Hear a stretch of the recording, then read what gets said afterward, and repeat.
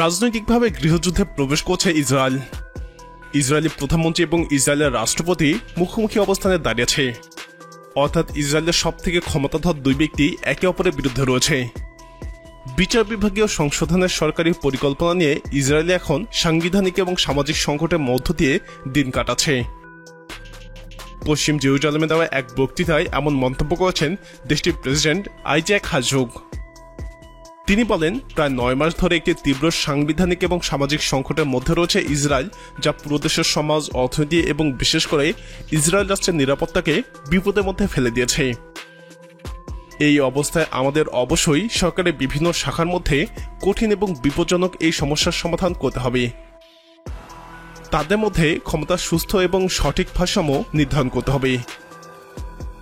হারজোগ এখন পরিকল্পিত বিচারিক সংস্কারের বিষয়ে সমঝোতায় পৌঁছানোর জন্য সরকার এবং বিরোধীদের মধ্যে মধ্যস্থতার দায়িত্ব পালন করছেন। তিনি বলেন, এখন দায়িত্বশীলদের আচরণের মাধ্যমে বাস্তবতাকে প্রত্যক্ষ করা এবং একটি সার্বজনীন ঐক্যমতে পৌঁছানোর জন্য সর্বোচ্চ চেষ্টা করার সময় এসেছে। ইসরায়েলের বর্তমান সরকার বিচারিক ব্যবস্থার মধ্যে সংস্কার আনতে নতুন বিল পাশ করছে। সরকারের পক্ষ থেকে বলা হচ্ছে, এতে সব বিভাগের ক্ষমতা আরও শক্তিশালী হবে। ইসরায়েলের প্রধানমন্ত্রী বেঞ্জামিন নেতানিয়াহু দাবি করেন, সংস্কার গণতন্ত্রকে উন্নত করবে এবং সরকারের আইনসভা, নির্বাহী ও বিচার বিভাগীয় শাখাগুলোর মধ্যে ভারসাম্য পুনরুদ্ধার করবে। তবে দীর্ঘদিন ধরে এই বিলে বিরোধিতা করে আসা পক্ষগুলো বলছে, এর দ্বারা সরকার বিচার বিভাগের উপর আরও অনেক বেশি ক্ষমতাশীল হবে। বিচার বিভাগের স্বাধীনতা অনেকখানি খর্ব হবে।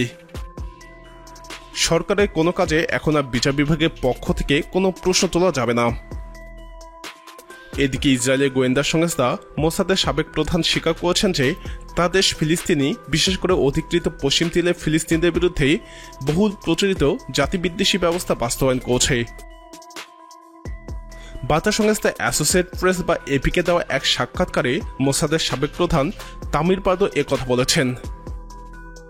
তামির পার্দো 2011 সালের জানুয়ারি থেকে 2016 সাল পর্যন্ত মোসাদের প্রধান হিসেবে দায়িত্ব পালন করেন।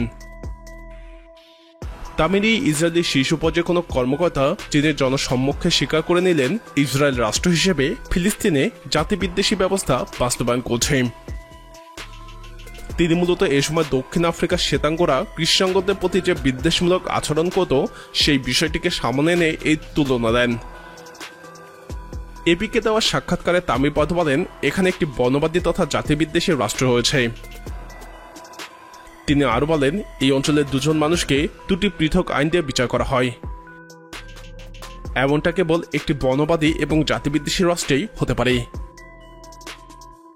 প্রিয় দর্শক, ইসরায়েলের অভ্যন্তরীণ সংকটগুলো যেভাবে দিন দিন তীব্রতর হচ্ছে, তার ফলাফল কি হতে পারে বলে আপনি মনে করেন? আপনার মতামত কমেন্টে জানান। ইসরায়েল ইস্যুতে আরও জানতে আমাদের চ্যানেলটি সাবস্ক্রাইব করে আমাদের সাথে থাকুন।